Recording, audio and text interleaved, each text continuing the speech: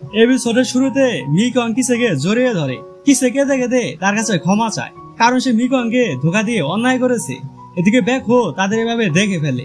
Mekong কিসেকে ক্ষমা করে দেয় এবং সেখান থেকে চলে যায়। ব্যাকহো পরে সেখান থেকে চলে যায়। পরে সে উনহানে গিয়ে কিসে ও মিকং এর চাকরির জয়েন ডেট দেখতে থাকে। তারা দুজনেই একদিনে উনহানে জয়েন করেছিল। পরে সে সিওনের কাছে যায়। সে বলে, আপনি 6 বছর আগে আমাকে দিয়ে ষড়যন্ত্র করে যাকে চাকরি থেকে বের করেছেন সেটা কি কিসের জন্য ছিল? সিওন তখন সব সত্যি কথা বলে দেয়, যেটা আমরা আস্তে আস্তে জানতে পারবো। তবে সেখান থেকে আসার সময় ব্যাকহো বুঝতে পারে তার জন্য মিকং 6 বছর আগে চাকরি ছেড়ে চলে গিয়েছিল। এসব ভেবে সে মন খারাপ করে। পরে শুনে সিওন কিসের সাথে দেখা করে। ব্যাকহো যে 6 বছর আগের কথা জানতে চেয়েছে সেটা সে কিসেকে বলে দেয়। রাতে ব্যাকহো সিওন তার সাথে কি কথা বলেছিল সেসব নিয়ে দৃশ্য দেখতে থাকি। সিওন বলে, 6 বছর আগে মিকং আর কিসের রিলেশন ছিল। এদিকে আবার হিজেনের সাথে কিসের বিয়ে ঠিক হয়। তার জন্য মিকংকে চাকরি থেকে বের করার জন্য এসব প্ল্যান করা হয়েছিল। ব্যাকহো বলে, একটি ইনোসেন্ট মেয়ের সাথে এসব করা কি ঠিক হয়েছে? সিওন বলে, সেটা আমাকে কেন বলতেছ? মিকং এর সাথে তো এসব তুমি করেছ। ব্যাকহো এসব ভেবে মন খারাপ করে। পরের দিন লি মিকংকে বলে, আমাকে এখানে কিসে পাঠিয়েছে যাতে তোমার আর ব্যাকহোর খোঁজ খবর তাকে দিতে পারি। আমি তোমার আর হিজেনের ব্যাপারেও সব জানি। এসব শুনে মিকং মন খারাপ করে। রাতে মিকং ব্যাকহোর জন্য অপেক্ষা করতেছিল। ব্যাকহো আসার সাথে সাথে মিকং তাকে জড়িয়ে ধরে, তবে ব্যাকহো তাকে সরিয়ে দেয়। পরে সে মিকংকে বলে, 6 বছর আগে তোমার চাকরি ছেড়ে দেওয়ার পিছনে আমার হাত ছিল। আমি তো সবকিছু করেছিলাম যাতে তুমি চাকরি ছেড়ে চলে যাও। কথাটা শুনে মিকং বিশ্বাসই করতে পারে না, কারণ 6 বছর আগের ঘটনা সে এখনো ভুলতে পারেনি। তার জন্য সে ব্যাকহোর উপরে অনেক রাগ করে। পরে সে সেখান থেকে চলে যায়। সেখান থেকে আসার পর মিকং অনেক কান্না করে। পরে সে ব্যাকহোর দেওয়া সবকিছু ডাস্টবিনে ফেলে দেয়। পরের দিন তারা দুজনে অফিসে যেতে থাকে। তবে অফিসের সামনে তাদের দেখা হয়। ব্যাকহো তাকে গুড মর্নিং বলে চলে যায়। এদিকে গ্রামের সবাই জানতে পারে ব্যাকহো মিকংকে চাকরি থেকে বের করে দিবে। তার জন্য তারা ব্যাকহোকে বলে, তোমরা দুজন তো কিছুদিন পরেই বিয়ে করবে, তাহলে তুমি মিকংকে চাকরি থেকে বের করে দিবে কেন? ব্যাকহো বলে, আমাদের মাঝে ব্রেকআপ হয়ে গেছে। কথাটা শোনার সাথে সাথে তারা খবরটা ভাইরাল করে দেয়। পরে সবাই মিকং আর ব্যাকহোর ব্রেকআপের বিষয়ে জানতে পারে। এটা জানতে পেরে মিকং মন খারাপ করে। পরে সে ব্যাকহোর কাছে যায়। ব্যাকহো তাদের ব্রেকআপের বিষয়টা কেন ভাইরাল করেছে মিকং সেটা জানতে চায়। ব্যাকহো বলে, আমি তো মনে করেছি এটা করলে তুমি টেনশন মুক্ত হবে, কেউ তোমাকে এ ব্যাপারে আর বলবে না, তার জন্য আমি এটা করেছি। মিকং বলে, তোমার এই কাজের জন্য এখন আমার আরো বেশি প্রবলেম হবে। ব্যাকহো বলে, তাহলে তুমি বলো এখন আমি কি করব? মিকং তখন রাগের মাথায় ব্যাকহোকে তার সামনে আসতে না করে দেয়। পরে সে সেখান থেকে চলে যায়। এদিকে অংজু ও হুয়ান মিকং এর রুমে আসে। তখন তারা ডাস্টবিনে ব্যাকহোর কিছু জিনিসপত্র দেখতে পায়। এসব দেখে তারা বুঝতে পারে মিকং আর ব্যাকহোর মাঝে ব্রেকআপ হয়ে গেছে। তার জন্য মিকং যখন বাসায় আসে তখন অংজু আর হুয়ান তাকে ওয়েলকাম জানায়। এটা দেখে মিকং সবকিছু বুঝতে পারে। তার জন্য সে তার আর ব্যাকহোর ব্রেকআপের কথা বলে দেয় এবং 6 বছর আগে ব্যাকহো তার সাথে কি করেছিল সেটা বলে দেয়। পরের দিন সকালে মিকং এর পেটে ব্যথা শুরু হয়। হুয়ান মিকং এর কলিগদের তার অসুস্থতার কথা বলে। এদিকে অফিস থেকে কিসে বের হওয়ার সময় ব্যাকহোকে দেখতে পায়। ব্যাকহো এখানে বিজনেসের জন্য কিছুদিন থাকবে। এটা শুনে কিসে কিছুটা কাহিনী বুঝতে পারে। তার জন্য সে মিকংকে কল দেয়। মিকং যে অসুস্থ সেটা কিসে বুঝতে পারে। তার জন্য ব্যাকহো যে এখানে এসেছে সেটা সে তাকে বলে না। পরে সে ব্যাকহোর সাথে কথা বলতে যায়। কিসে বলে, তোমরা কি শুরু করেছ? একজন অসুস্থ হয়ে বাসায় শুয়ে আছে, আরেকজন এখানে বসে আছে, কাহিনী কি? ব্যাকহো বলে, আমি তো তার অসুস্থতার কথা জানি না। পরে সে মিকং এর জন্য খাবার নিয়ে যায়, কিন্তু সে বাসার ভিতরে যেতে ভয় পায়। পরে সেখানে হুয়ান আসে। ব্যাকহো হুয়ানের কাছে খাবারগুলো দিয়ে দেয়। পরে হুয়ান খাবারগুলো মিকংকে খেতে বলে। মিকং খাবারের স্মাইল পেয়ে বুঝতে পারে এটা ব্যাকহো তার জন্য পাঠিয়েছে। পরে সে খাবারগুলো ব্যাকহোকে ফিরিয়ে নিতে বলে, কিন্তু ব্যাকহো সেটা ফিরিয়ে নেয় না। মিকং বলে, এসব করে তুমি কি প্রমাণ করতে যাচ্ছ তোমার থেকে ভালো মানুষ আর নেই? ব্যাকহো বলে, আমি কিছুই প্রমাণ করতে চাই না। আমি খাবারগুলো ফিরিয়ে নিতে পারবো না। তুমি সেগুলো ফেলে দিতে চাইলে ফেলে দিতে পারো। এটা বলে ব্যাকহো চলে যায়। রাতে মিকং ঘুমিয়ে পড়ে। তখন অংজু তাকে ঘুম থেকে ডেকে তুলে। অংজু এখানে কেন এসেছে মিকং সেটা জানতে চায়। অংজু বলে, ব্যাকহো তোমার সাথে যেটা করেছে সেটা সে না জেনে করেছে, কিন্তু তবু তুমি তার উপর রাগ করে আছো। তাহলে কি তুমি আমাকে ক্ষমা করতে পারবে? মিকং বলে, কেন, তুমি আবার কি করেছ? অংজু বলে, কিসে যে অন্য মেয়েকে বিয়ে করবে সেটা আমি আগেই জানতাম, তবে সে আমাকে বলতে না করেছিল। কারণ কিসে বলেছিল সময় হলে সে নিজে তোমাকে সব বলে দিবে। কিন্তু আমি যদি আগে তোমাকে বলে দিতাম তাহলে তোমার সাথে উনহানের ঝামেলাটা হতো না। মিকং বলে, তাতে সমস্যা নেই, আমার ভাগ্যে যা ছিল তাই হয়েছে। পরের দিন সকালে মিকং আলু খেতে আলু তুলতে যায়। তখন একজন ফোন দিয়ে তাকে তাড়াতাড়ি ল্যাবে আসতে বলে। পরে সে তাড়াতাড়ি করে ল্যাবে আসে। সেখানে গিয়ে সে জানতে পারে তাদের স্টোরে থাকা 500 টন আলু তাপমাত্রার জন্য নষ্ট হয়েছে, সেগুলো তাড়াতাড়ি সেখান থেকে বের করতে হবে। মিগং তখন তাদের একটি পরামর্শ দেয়। ব্যাকহো মিগং এর কথা মেনে নেয়, তবে সে মিগং এর সাথে কাজটি করতে চায়, কারণ সে মিগং এর সাথে সময় কাটাতে চায়।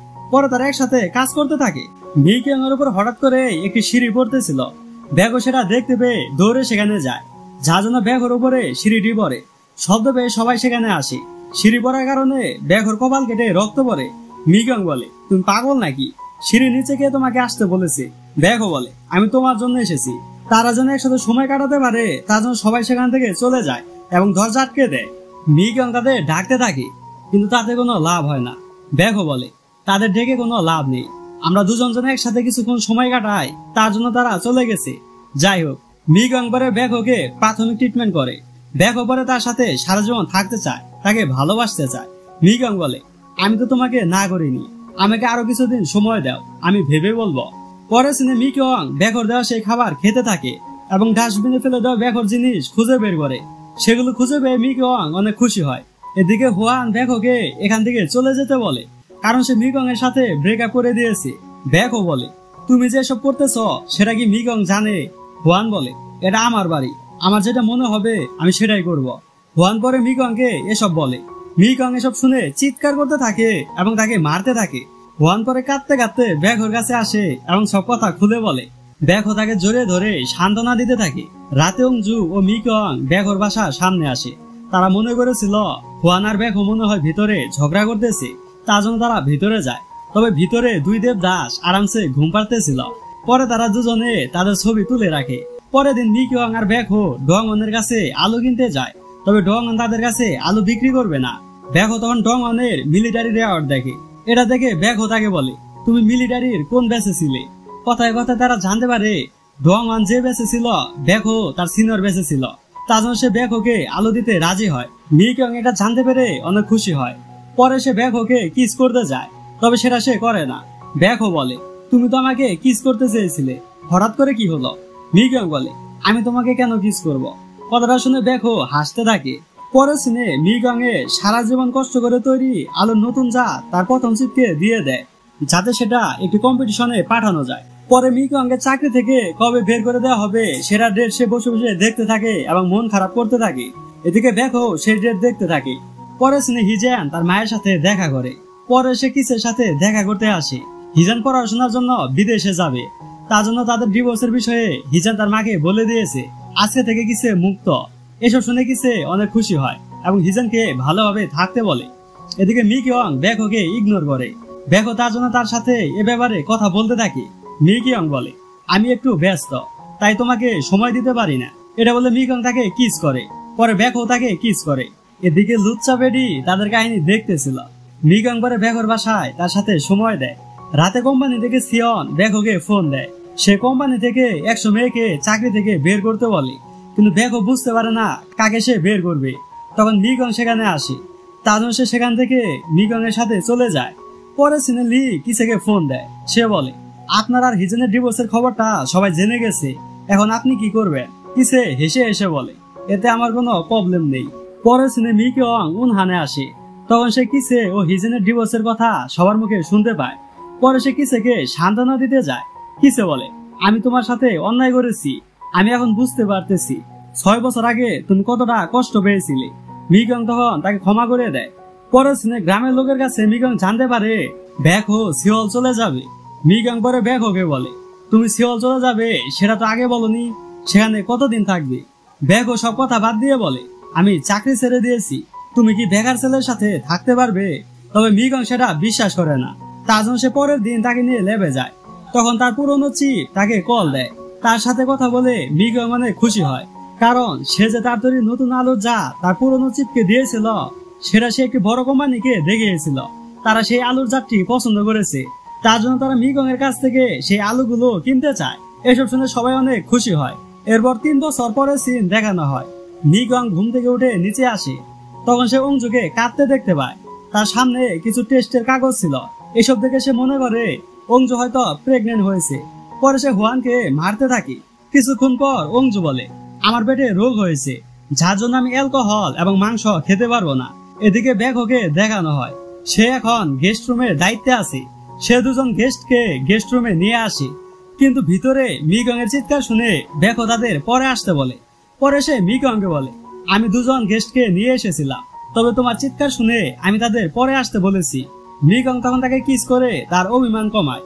এদিকে জেজংকে দেখানো হয় সে এখন ল্যাবের চিফ। পরের সিনে একটি মিটিং এ তারা মিগং এর সেই আলুর ভালো দিক তুলে ধরে। তখন মিগং আর ব্যাকহো তাদের ভুল ধরতে থাকে।